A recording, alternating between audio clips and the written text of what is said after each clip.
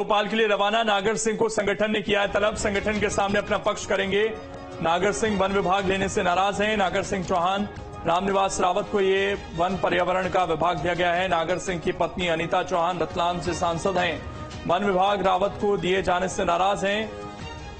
नागर सिंह ने पत्नी और खुद के इस्तीफे की धमकी भी दी है, तो उन्हें तलब किया गया है। देखना है कि क्या बातचीत होती है यहां पर। कांग्रेस को मध्य प्रदेश विधानसभा चुनाव और लोकसभा चुनाव में मिली हार के बाद अब पार्टी संगठन के अंदर कई तरह के बदलाव करने किए जा रही है और इसी कड़ी में पार्टी ने फैसला लिया कि संगठन में महिलाओं का कद और संख्या बढ़ाने पर जोर दिया जाएगा।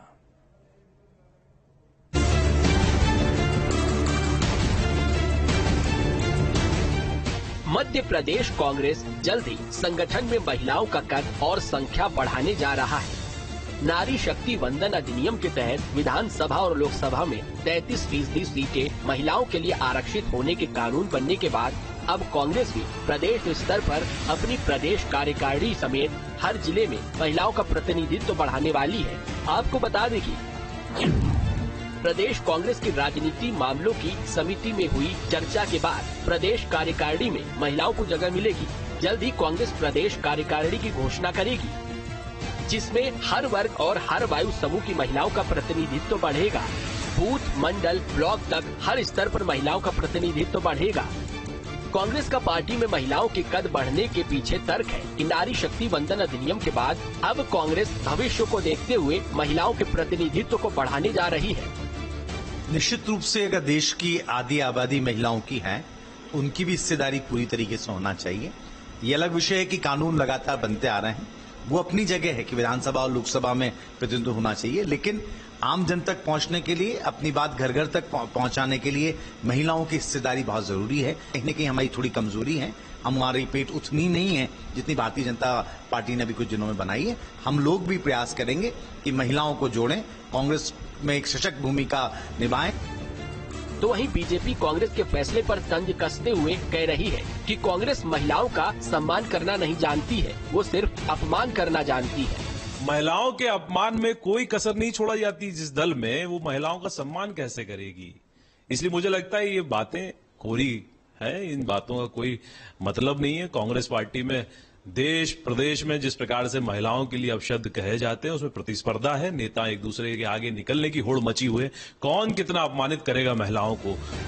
आपको बता दें कि पार्टी के प्रदेश कार्यकारिणी को अंतिम रूप देने के लिए 15 दिन बाद फिर बैठकें होंगी, जिसमें प्रदेश प्रभारी जितेंद्र सिंह और राजनीतिक मामलों की समिति के अन्य पदाधिकारी शामिल होंगे। मध्य प्रदेश विधानसभा चुनाव और लोकसभा चुनाव में मिली कांग्रेस को हार के बाद पार्टी अब अपने अंदर कई तरह के बदलाव करने जा रही है। इसी कड़ी में पार्टी ने फैसला लिया है कि संगठन के अंदर महिलाओं की भागीदारी को बढ़ाया जाएगा, ताकि आगे आने वाले दिनों में इसका फायदा पार्टी को मिल सके। अब ये देखना होगा कि नारी वंदन अधिनियम को ध्यान में रखते हुए पार्टी का लिया हुआ ये फैसला आगे आने वाले दिनों में कितना कारगर साबित होता है। वीडियो जर्नलिस्ट आशु के साथ नीलम गुरवे, news state Bhopal. Indore high court में सोमवार को भोजशाला मामले में सुनवाई हुई। हाईकोर्ट ने कहा कि इस मामले में सुप्रीम कोर्ट के डायरेक्शन आने दीजिए, इसके बाद एएसआई की रिपोर्ट पर सुनवाई की जाएगी। बता दें कि एएसआई अपनी सर्वे रिपोर्ट पेश कर चुका है। हालांकि सुप्रीम कोर्ट पहले ही कह चुका है कि सर्वे रिपोर्ट के आधार पर कोई भी कार्रवाई उसकी अनुमति के बगैर नहीं की जाएगी।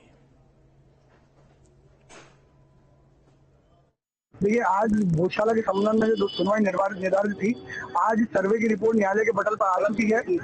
क्योंकि अभी सुप्रीम कोर्ट का सर्वे रिपोर्ट पर और आगे की प्रोसीडिंग पर स्टे है, इसलिए न्यायालय ने ये आदेश दिया है कि आप सुप्रीम कोर्ट में जो पिटीशन लगी है उससे इंस्ट्रक्शन करवाइए, वहाँ आदेश हो जाए। उसके बाद न्यायालय को सूचित करते हुए फिर हम आपको अगली तारीख भी देंगे। और इसमें मुस्लिम पक्ष की ओर से इंटरव्यू करने के लिए एप्लीकेशन लगाई गई थी, उन्होंने भी प्रयास किया कि हम आज सुनवाई कराने पर सुप्रीम कोर्ट की आदेश के बाद ही यह न्यायालय सुनने की स्थिति में रहेगा। देखिए, उसमें कुछ पक्षों को रिपोर्ट नहीं मिली थी, तो न्यायालय ने आदेश दिया कि उन सबको रिपोर्ट उपलब्ध कराइए।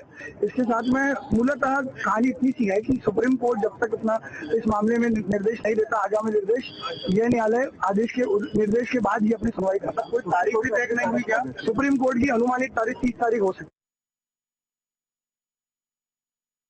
आज मध्य प्रदेश हाई कोर्ट की इंदौर खंडपीठ में कोर्ट नंबर 9 में माननीय जस्टिस धर्माधिकारी जी और माननीय जस्टिस रमन्ना जी के समक्ष गौशाला प्रकरण की आगामी सुनवाई हुई है, जिसमें हिंदू फ्रंट फॉर जस्टिस की ओर से आदरणीय हरिशंकर जी जैन लाइव जुड़े थे, वर्चुअली जुड़े थे, और हमारे विनय जोशी जी जो हैं इंदौर में हाईकोर्ट के जो वकील साहब है वो उनके साथ पैरवी कर रहे थे। और सुप्रीम कोर्ट ने जो एक अंतरिम सी रोक लगा रखी है, जिसको हटाने के लिए विष्णु शंकर जी जैन के माध्यम से हमने एक याचिका सुप्रीम कोर्ट में दाखिल की है, जिसकी ये तारीख भी आ चुकी, 30 जुलाई 2024 को वह अगली तारीख है। आज हमने जो हमारे तरफ से इंटरवेंशन एप्लीकेशन फाइल की, उसके संदर्भ में कोर्ट को बताया। एक तो हमने कमाल मौलाना साहब मोतवली वारिस हैं, उनकी तरफ से हाजी मोहम्मद की तरफ से petition file intervention application file की है, और जबलपुर में जो रेट अपील पेंडिंग है उन पिटिशनर्स की तरफ से, 3 पिटिशनर्स की तरफ से इंटरवेंशन एप्लीकेशन फाइल की। उन इंटरवेंशन का ये कहना है कि इसमें जो हम भी जो अफेक्टेड पक्ष हैं, तो हमें सुना जाए, हमें जो है रिस्पॉन्डेंट पार्टी बनाई जाए इस पिटिशन में।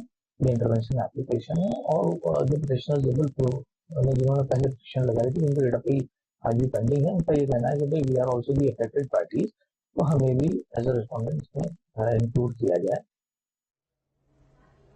इंदौर में मेट्रो का काम फिर से तकनीकी खामियों की वजह से उलझ गया है। प्रोजेक्ट की कमी, काम की गति धीमी पड़ गई है। मेट्रो मार्ग में कई शासकीय भवन और निजी संपत्ति भी आ रही है। इंदौर कलेक्टर ने बताया कि मेट्रो प्रोजेक्ट को लेकर कई सलाह और प्रस्ताव मिले हैं, जिन्हें शासन की स्वीकृति के लिए भेजा जाना है। तकनीकी वजहों से ही मेट्रो के कुछ प्रोजेक्ट पर काम बंद है। फिलहाल अभी इस पर कुछ नहीं कहा जा सकता। मेट्रो के लिए जो पिछली बैठक हुई थी, उसके आधार पर जो सुझाव प्रतिनिधियों के प्राप्त हुए थे, मेट्रो कंपनी उन सुझावों के आधार पर एक प्रस्ताव बना रही है, और उनके द्वारा राज्य शासन को स्वीकृति के लिए भेजा जाएगा। जब वो प्रस्ताव प्राप्त होता है, उसी समय कुछ कहना इस संबंध में संभव होता है। इंदौर से बड़ी खबर है, कबीर खेड़ी में नगर निगम की कार्रवाई। विकलांग लोगों के तोड़े गए मकान, रहवासियों ने किया कार्रवाई का विरोध। बगैर नोटिस कार्रवाई का आरोप लगा है। पार्षद के कहने पर कार्रवाई का आरोप है। कांग्रेस कार्यकर्ताओं ने भी हंगामा किया। कबीर खेड़ी में नगर निगम की कार्रवाई देखने को मिली है, और विकलांग लोगों के मकान यहां पर तोड़े गए हैं। बगैर नोटिस के ये मकान तोड़ने के आरोप यहां पर लग रहे हैं। पार्षद के कहने पर कार्रवाई के आरोप हैं।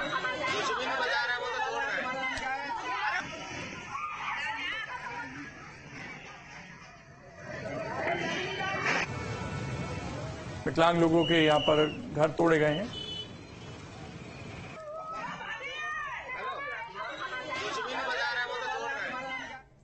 रीवा से बड़ी खबर है, यूथ कांग्रेस का विरोध प्रदर्शन। यूथ कांग्रेस के कार्यकर्ताओं पर लाठीचार्ज और पानी की बौछार। 2 महिलाओं को जिंदा गाड़ने की कोशिश के विरोध में ये विरोध प्रदर्शन हुआ है। रीवा से बड़ी खबर इस वक्त ये बता रहे हैं, जहां पर अब ये पूरा मामला राजनीतिक हो गया है। यूथ कांग्रेस के कार्यकर्ताओं पर लाठीचार्ज और पानी की बौछार की गई है। यहां पर तस्वीरें भी आप देख सकते हैं इस वक्त। और कांग्रेस अब इस मुद्दे को उठाती हुई नजर आ रही है।